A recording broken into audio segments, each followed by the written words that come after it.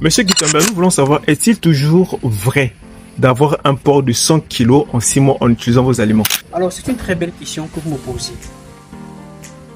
L'obtention de 100 kg en 6 mois ne repose pas uniquement sur le paramètre aliment. Il y a plusieurs paramètres, dont l'aspect aliment en fait partie, ou alors occupe une bonne place. Nous allons vous dire que le premier paramètre, c'est d'abord la génétique, c'est-à-dire les ports de race.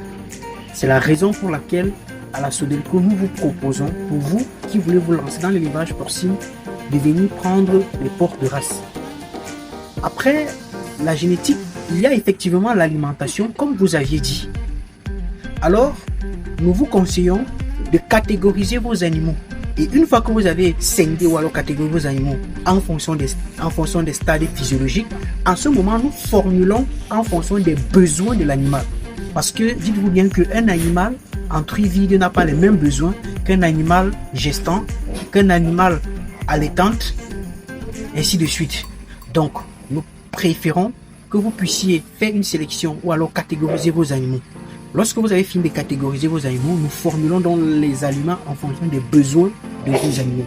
Et c'est la raison pour laquelle, se rendant compte que certains éleveurs ont les difficultés à pouvoir catégoriser ces animaux, nous mettons donc nos techniciens sur le terrain pour vous aider à faire ce travail d'abord en amont. Une fois que le travail est fait, nous vous apportons maintenant les aliments nécessaires pour, n'est-ce pas, atteindre ce résultat, c'est-à-dire obtenir 100 kg en 6 mois. Donc vous comprenez que c'est un travail qui repose sur quelques paramètres.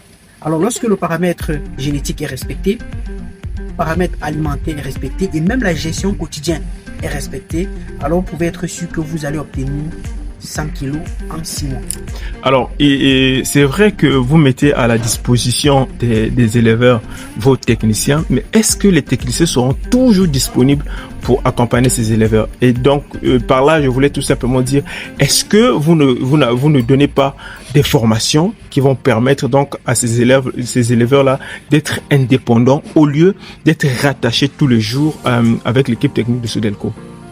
Alors, le travail que nous faisons aujourd'hui, c'est un travail progressif. Nous avons commencé d'abord par mettre les techniciens sur le terrain pour accompagner les éleveurs. Et croyez-moi, monsieur, ces techniciens sont toujours disponibles quand vous appelez. Voilà.